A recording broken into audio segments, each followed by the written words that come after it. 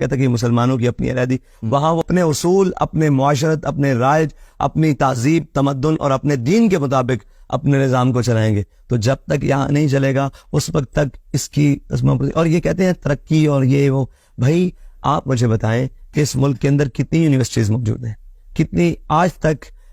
जब हमने बायकाट किया चीजों का तो अफसोस तो ये हुआ कि हमें जो कहते थे कि इन्होंने आज तक क्या किया है, उन लोगों ने क्या किया है। उन लोगों ने तो एक बिस्किट का पैकेट भी नहीं बनाया पाकिस्तानी, और वो बाहर से लंडे का लाकर हमारे ऊपर ये था कि हम बड़े तरक्की याफ्ता लोग हैं। और भाई तुमने अंग्रेजी ली उधर से, पेंट कोड लिया उधर से, तुम ये बताओ कि तुमने खुद क्या किया। तुम कहते हो हम तरक्की याफ्ता हैं, क्या इंग्लिश बोलने से इंसान तरक्की याफ्ता हो जाता है? क्या पेंट कोड पहनने से तरक्की याफ्ता? आपने इंडस्ट्री लगाई, इस इंडस्ट्री में पाकिस्तान को दिया क्या? मैं पाकिस्तान के तमाम इंडस्ट्री से ये सवाल करता हूं कि आपने पाकिस्तान को दिया? जब हमने चीजों की फहरिस्त उठाई तो वो तो पाकिस्तानी है ही कोई नहीं, वो तो सारे लीवर ब्रदर की सारी चीजें, आप लंडे की चीजें हमारे ऊपर लाकर रोब दाब बिठाया हुआ था कि हम बड़े पढ़े लिखे हैं। क्या आपने पढ़ा लिखा किया है इस मुल्क के साथ? आपने, आपके पास तो शुगर मिल्स की मशीनरी के पुर्जे तक नहीं बन सके पाकिस्तान में, वो भी बाहर से आ रहे हैं। तो आपने किया क्या है? अच्छा कहते हैं तरक्की की राह में हम रुकावट है। हमने आपको कब रुकावट कर ली? आप बताएं कि आपकी यूनिवर्सिटी के बाहर आकर मैंने कभी जनाब कोशिश की है कि जनाब यहाँ ये किया जाए वो किया जाए? बल्कि आपने आकर हमारे मदारस में कहा कि दुनियावी तालीम पढ़ाएं। हमने कहा चले ठीक है, हमारे उलमा ने कहा पढ़ाते हैं, हाँ पढ़ाते हैं और पढ़ा रहे हैं, इंशाल्लाह पढ़ाएंगे। लेकिन मसला ये है कि आप तो हमें दुनियावी तालीम पढ़ाने आते हैं, आपकी दुनियावी तालीम कहाँ है? आपने इस मुल्क को क्या दिया है? मुझे ये बताएं कि 25 करोड़ अवाम में बच्चे इस वक्त कम से कम यूनिवर्सिटीज कॉलेजेस में कम से कम 6 से 7 मिलियन बच्चे तो पढ़ रहे होंगे पूरे पाकिस्तान में। तकरीबन इतने बच्चे हैं कॉलेजेस यूनिवर्सिटीज में। क्या ये तमाम निजाम मिलकर पाकिस्तान को एक इकोनॉमिस्ट नहीं दे सका जो पाकिस्तान की मईशत को संभाल लेता? क्या ये 60-50 लाख के सिस्टम में कोई 10 बंदे ऐसे नहीं दे सके जो पाकिस्तान की मईशत को संभाला दे सके? और भाषण हमें देते हैं। ये अजीब बात है, बड़ा गहरा सवाल। क्या कहाँ है वो सारा सिस्टम? भाई ये सब सिर्फ एक तबके को नुक्कड़ पे लगाने के लिए और एक चीजों को अपने, वो क्या कहते हैं, अपने बुरे अमाल पर पर्दा डालने के लिए ठीक को भी गलत कह दिया है और खड़ी सब्ज फसल को भी अपने सूखे के लिए उसको जला कर रख दिया। जब ये बात हुई थी कि मदारिस में आप जो है वो साइंस एंड टेक्नोलॉजी पढ़ाएं, तो इस हवाले से क्योंकि टीचिंग से मेरा ताल्लुक है, तो कई लोगों ने सवाल किया कि क्या ऐसा होना चाहिए? मैंने कहा बिल्कुल होना चाहिए, आप कर दें ऐसा, लेकिन इस शर्त के साथ कर देंगे यूनिवर्सिटी में दरस निज़ामी पढ़ाओ, रखो ऑप्शनल वहाँ पे, जिसको करना है वहाँ पे वो आलिम दीन भी बने। अब एक आखिरी सवाल है, ये अवाम का सवाल है, क्योंकि यूनिवर्सिटी स्टूडेंट से जब हम बात करते हैं तो हम देखते हैं कि उनका जो एक माइंड सेट है, जो उनका एक परसेप्शन बनाया गया है, वो ये है कि अगर कभी किसी दिन इस मुल्क की हुकूमत मौलवियों के हाथ आ गई तो भाई तुम्हारा एटम बम जो है वो बन जाएगा एक अजाब, क्योंकि ये तो बात बात पे धमकी देंगे, हम इस पे एटम बम मार देंगे, हम इसराइल पे एटम बम मार देंगे, हम अमेरिका पे मार देंगे। और ऐसा नारा दायरे के डिप्लोमेटिक वर्ल्ड में तो यूं करके अगर नाक खुजा दें आप तो इशारा होता है, सही है। तो ऐसा बयान अगर चला जाएगा तो वो तो फिर काम हो जाएगा कि दूसरों को आप दावत दे रहे हैं कि आओ यार हमारा बेड़ा गर्क कर दो। मैं एक इससे हटकर एक बात करता हूँ, फिर इस सवाल पर आप करता हूँ। इसराइल के वजीर ने धमकी दी कि हम गजा पर एटम बम मार देंगे, किसी ने क्या उनका बिगाड़ा है? 57 इस्लामी, जैसे मैं खामोश हो गया, 57 इस्लामी ममालिक, किसी एक ने भी बयान दिया है।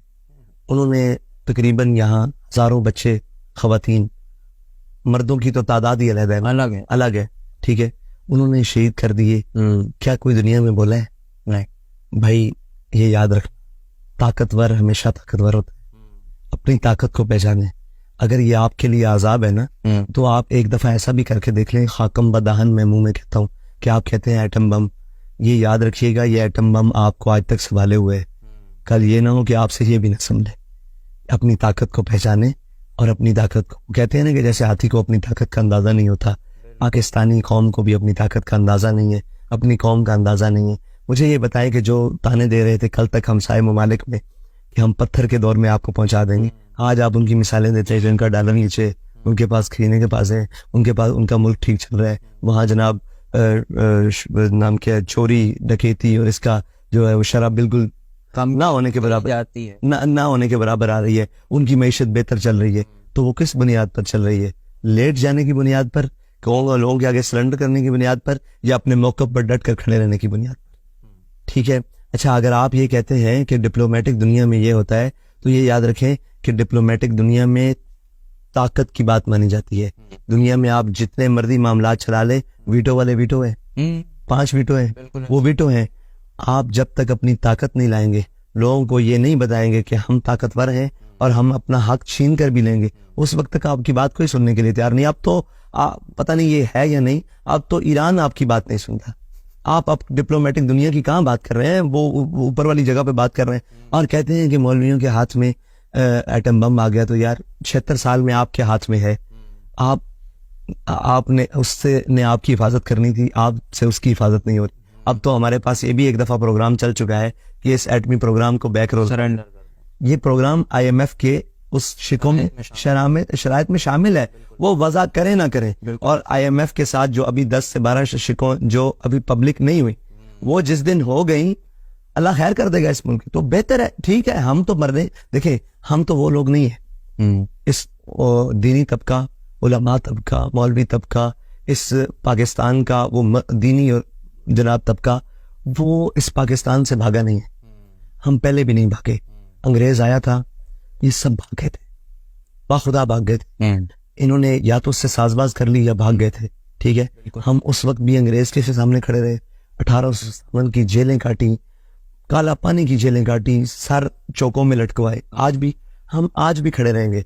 सवाल ये इतना है कि जिन पर सख्ती आती है वो कभी सऊदीया, कभी लंदन भाग जाते हैं, कभी दुबई, उनके लिए रास्ते हैं। ठीक है, आप कहते हैं हम एटम बम जनाब आपके लिए, तो मुझे ये बताएं कि एटम बम आपने किस मकसद के लिए रखा? अपनी हिफाजत, दुनिया डरे हमसे। हाँ, तो जब हम ये बात करते हैं तो आप कहते हैं मौलवी मार देंगे। यानी जो काम हम करें वो ठीक है, जो आप हम मौलवी नहीं है, ये कहने का मतलब। आप दुनिया को कहते हैं कि हम एटमी पावर हैं, अगर मौलवी कहे कि हम न्यूक्लियर पावर हैं तो दहशतगर्द करार पाएंगे ना। उन्हें तो मॉडरेट मुस्लिम्स पसंद है। असल में मसला ये नहीं है, असल में मसला ये है उनको कोई भी मुसलमान पसंद नहीं है। उन्होंने तबका करके एक स्टेप बाय स्टेप हर एक को खत्म करना है। ठीक है जी, आज वो लोग जो उनकी बोली बोल रहे हैं, कल वो लोग हमें जो गलत कह रहे हैं। ये याद रखें कि जब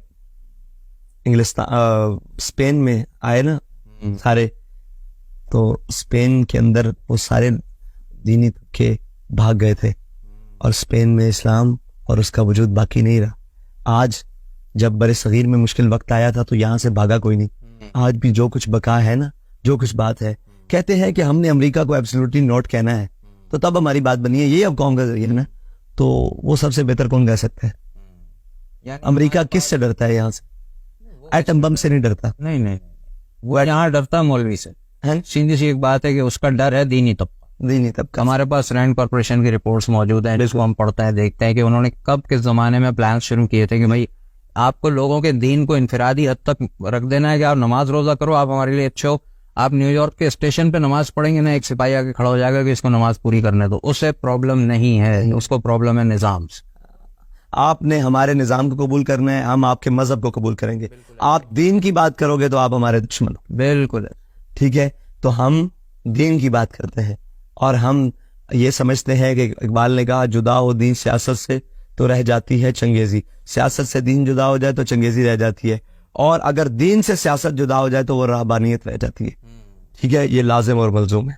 बेहद शुक्रिया। अल्लाह करे कि आपकी बातें लोगों तक पहुंचे और उनकी समझ में आए। अस्सलाम वालेकुम।